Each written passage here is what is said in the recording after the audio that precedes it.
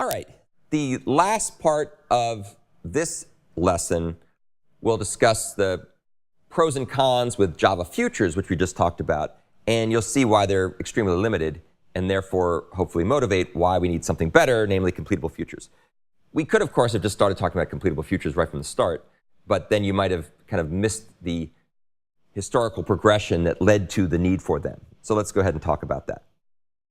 So first we'll talk about the pros and cons. What are good things about Java futures? Well, the good thing is they allow you to leverage parallelism more effectively with fewer threads. So remember we talked before about the downside of having a lot of threads. If you have blocking operations, then you typically have to have a thread for each operation that blocks.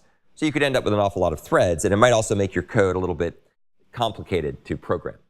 So futures allow you to do a lot of computations in parallel without as many threads. You can have a pool of threads, for example, and your application code needn't have it needn't block in the bulk of the application code waiting for the computations to finish. So here's an example where we use something called the Executor completion service. We haven't talked a heck of a lot about the Executor completion service, but basically what you can do here is you can have one or more threads submitting two-way tasks, in other words, tasks that return a value, to the Executor completion service. And what will happen there is that once you submit something, like you might say, look up a word for me in an input string, like we've done for the Shakespeare examples over and over again, you can go ahead and kind of queue that up here in the work queue, and then a background thread will start to process your request. And the cool thing about this is if you use, say, a fork join pool with a managed blocker, or you use a cached thread pool, which automatically auto-tunes the number of threads. The number of threads can increase and reduce, expand and contract, and so on. And all that's completely invisible to the client code. They don't know or care that this thread pool is expanding and contracting in the background. They're just submitting tasks asynchronously and returning right away. And then after computations are finished, they're stuck into this completion queue, and then one or more threads that the client provides can come along and take requests or take responses or results out of the completion queue. So the results that are done will be in the completion queue, and then one or more threads can sit here pulling things off the completion queue and doing something with them. The nice thing about this is that the take call will block, but the get call on the future that comes back from take won't block, because the future doesn't get put into the queue unless it's done. So only after the things are finished are they actually added to the completion queue by the completion service. We won't talk, this is about the only discussion we're going to have about a completion service in this entire course. I'll cover the completion service in great detail next semester when we talk about the Java Executor framework, which has got lots and lots of cool stuff. But this is just the Cliff Notes version. So that's kind of how you can do the computations to run. And notice how you don't really know or care how many threads are here. You just want this thing to auto-expand itself and auto-contract itself to keep up with the workload that it's being given. The other thing you can do with futures is you can block until the futures results are available. So here we go ahead and submit the request, ... and then at some point when we really need the result, we call get and we block. Or you can also block with a timeout. You can also check to see if a future has finished. You can cancel a future if you don't want to wait for its results. And you can check to see if a future has already been canceled. So there's a bunch of things you can do here. You could say, for example, if this thing isn't done, or if it's not been canceled, I want to cancel it. So this will cancel an asynchronous computation. And what that does, as we'll see, is it goes ahead and tells the computation to either, it either says, would you please shut down? Or it says, I really want you to shut down. So there's a couple of different things you can give it as parameters. And that will go ahead and get that canceled if whatever is doing the computation is capable of being canceled. Yes, Irfan?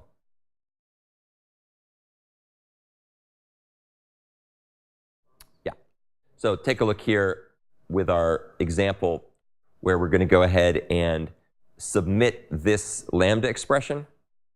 That has a result, right? So here's the computation we want to do, and the result will be whatever the result of multiplying these two big fractions are going to be. So two-way just means request and response. Two-way is in contrast to one-way, which would be something like a runnable, where there's just a request and no direct response. If you need to give a response, you'll have to do it through some kind of side effect that the runnable might have. That's what two-way means. All right, well, I just gave you the pros of Java Futures, and you can see that maybe there's a few nice things that you get. Unfortunately, there's a lot of problems with futures, with classic Java Futures. They're extremely limited. So one thing you can't do with a future is you can't explicitly complete it. You have to use additional mechanisms like future task, which I won't go into in this class. We'll cover it extensively next semester, but it's just extra complexity you don't want to have to know about if you can avoid it. Another thing that futures don't work well at is you can't chain them together fluently to handle a sequence of calls and asynchronous results. Unless you understand what fluent programming is, this slide won't make any sense at all, but I will show you in a second when we talk about completable futures how they can be chained together. So the main issue is you can't invoke a bunch of calls and then chain the results. We'll talk more about that in a second. Yet another problem is you can't trigger the futures reactively. You have to wait for them in either a polling or a timed waiting like manner, or just block altogether. So you can't have a callback that reactively dispatches the future when it's finished, at least not built into the mechanism. You could try to wrap some code around it, but even that would be ugly. The closest thing to that is probably the Executor completion service, and even that's kind of a mess. Here's a little hint. Whenever you find yourself starting to use timeouts to bound the amount of time you're waiting for your futures to complete in this kind of so-called synchronous future processing model, you're probably doing something wrong. So it's almost never the right thing to do to wait with a timeout on a future, because you don't really know how long to wait. You either wait too little time, in which case you time out prematurely, or you block for too long and you make your system unresponsive.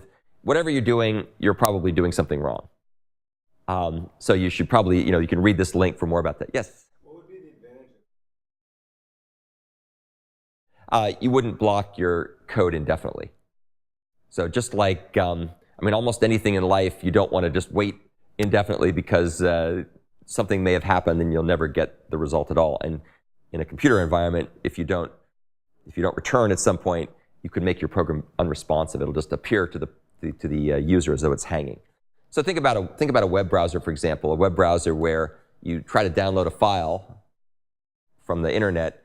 For some reason, the server's down, or the network's down, or whatever, and you really don't want the web browser just to hang forever. You want it to maybe hang for 10 seconds and then come back and say, host not responding, or whatever error message you get back if things take too long. So that would be the reason to do a timeout.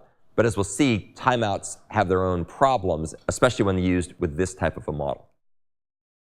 Yet another problem, there's no end of limitations with classic futures, you can't handle collections of futures in any sensible way. So here's an example where we want to do two computations asynchronously with two different futures. And what we'd like to do is we'd like to have whichever asynchronous computation finishes first return us a result. But unfortunately with futures, you can't do that because you have to make a decision. Do I wait for future 1 first, or do I wait for future 2 first?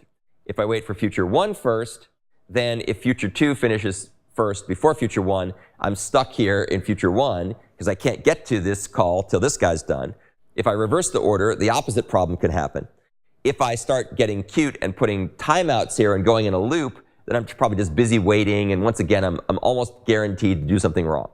So there's no easy way, there's no way really using futures to wait for the first of them to finish without lots more mechanism that we would prefer not to have to do.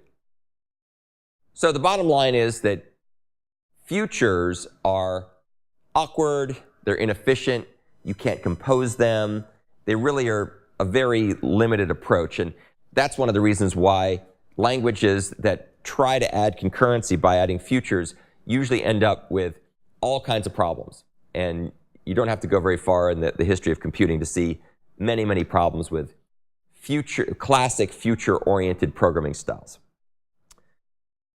All right, so at long last, we're done with sort of what's wrong with the way things are, and now at last we can begin to talk about how to fix all these problems by using completable futures.